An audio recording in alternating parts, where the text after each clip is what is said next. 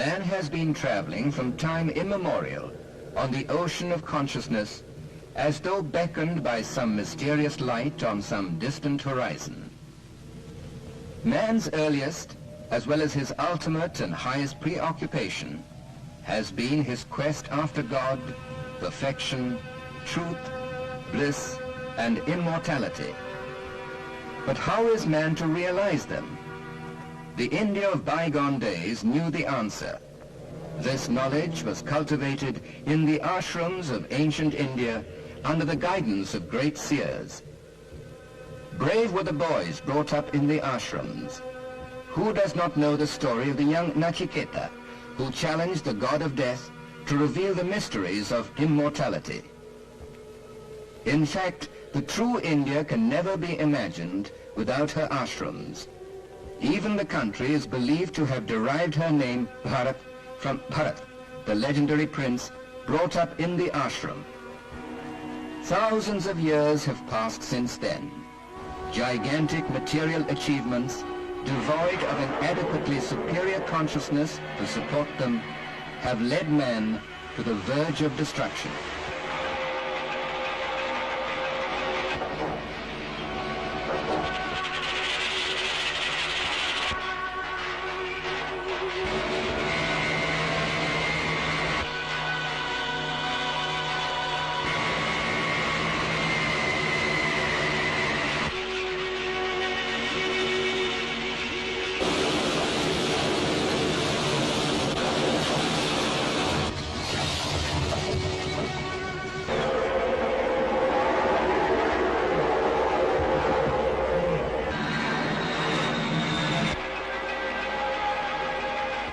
But this must not be, proclaimed Sri Aurobindo.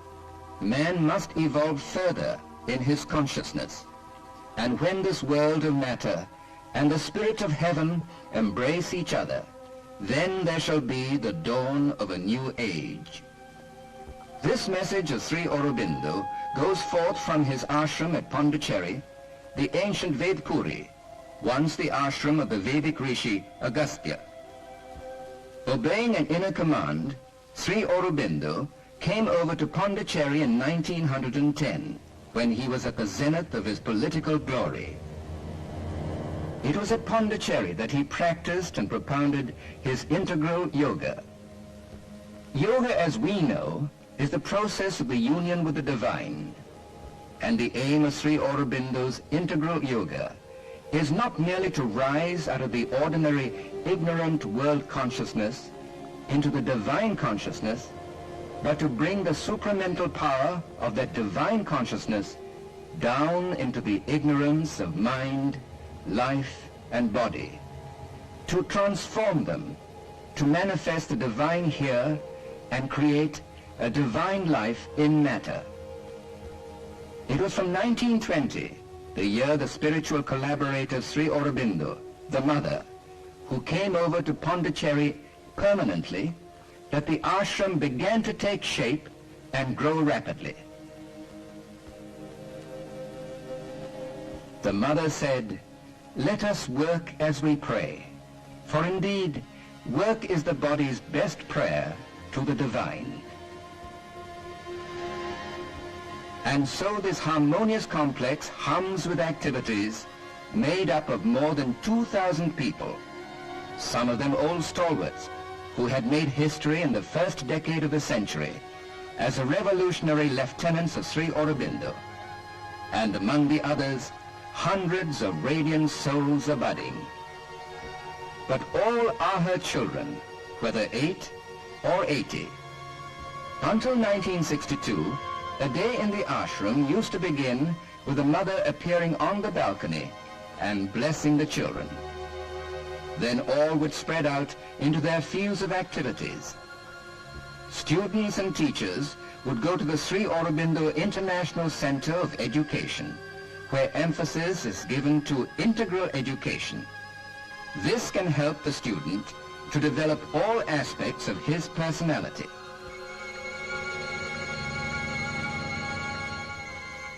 The body being the basis of our being, special emphasis is given to physical culture.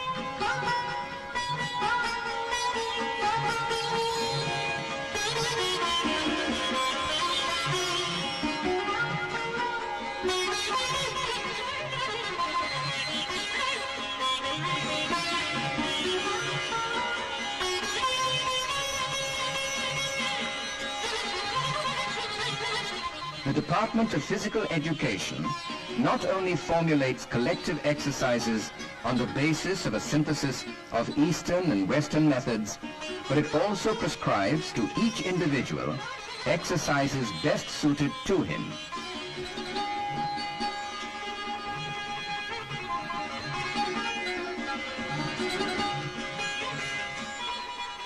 But since the real purpose of education is to bring true enlightenment, all work can become education when done with a proper attitude, the attitude of serving the divine through work. Whatever work one may do, one should do it as perfectly as one can, is the motto in the ashram. For work becomes yoga when one offers it to the divine and seeks his own perfection through it. There is no hierarchy among the ashramites.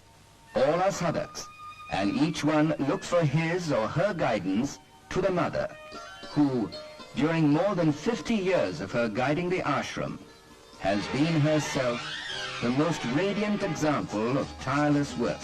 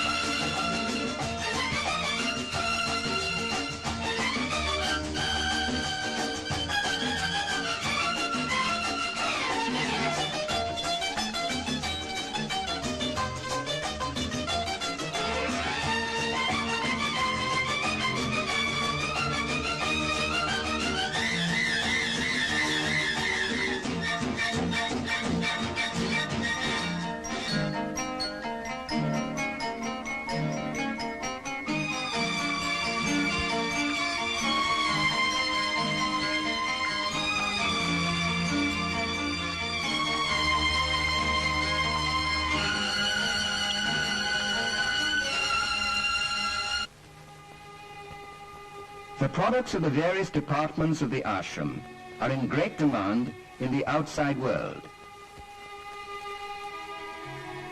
Here, in an exhibition of such products in Bombay, the visitors appreciate their artistic quality.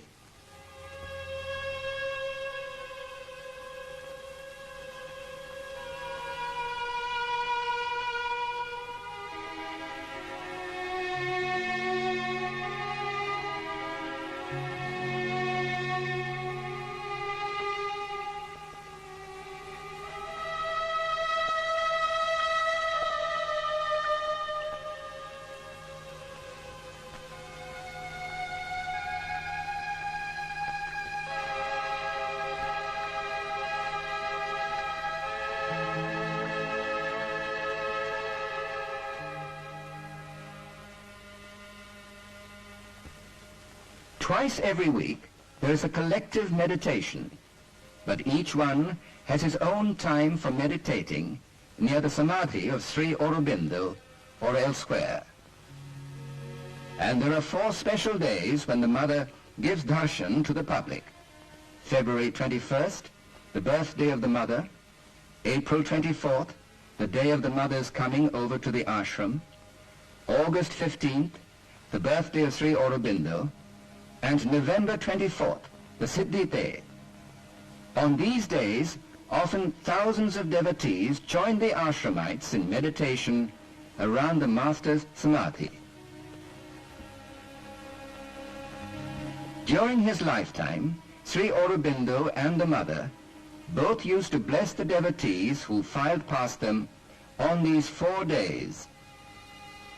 They had the opportunity of visiting the room where Sri Aurobindo lived for the last 24 years before leaving his body on 5th December 1950.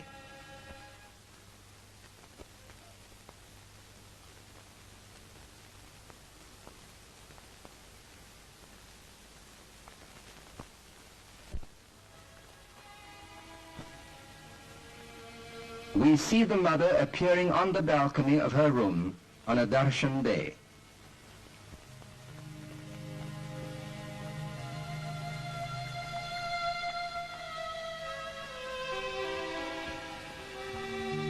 Amid the work of darker powers, she is here to heal the evils and mistakes of space and change the tragedies of the ignorant world into a divine comedy of joy.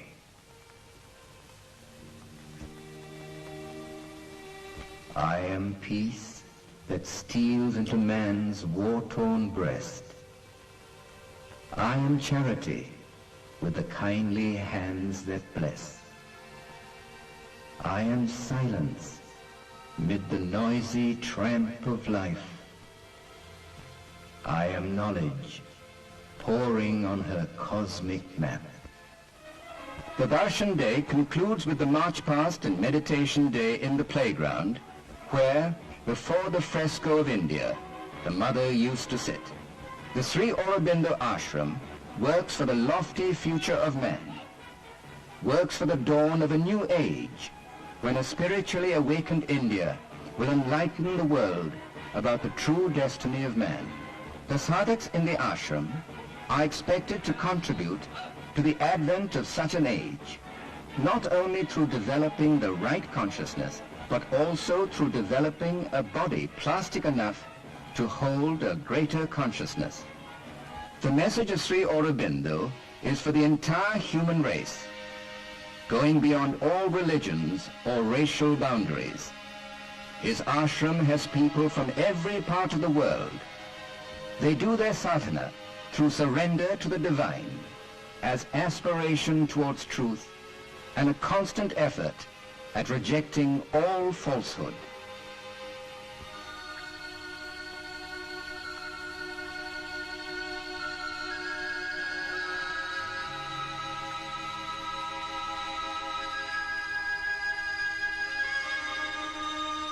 As the message of Sri Aurobindo and the Mother is spreading around centers to study their vision, branches of the Sri Aurobindo Society are opening up at many places in India and abroad. We see the rousing reception given to the relics of Sri Aurobindo when they were taken to be enshrined at 2 such centers in Orissa.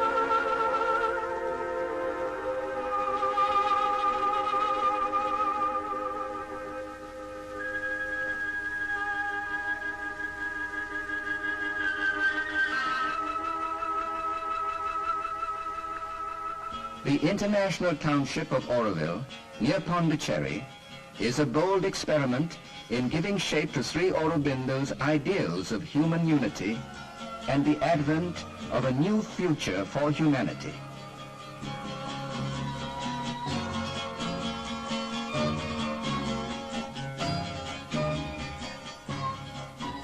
There should be somewhere on earth a place where human beings of goodwill, sincere in their aspirations, could live freely as citizens of the world, obeying one single authority, that of the supreme truth.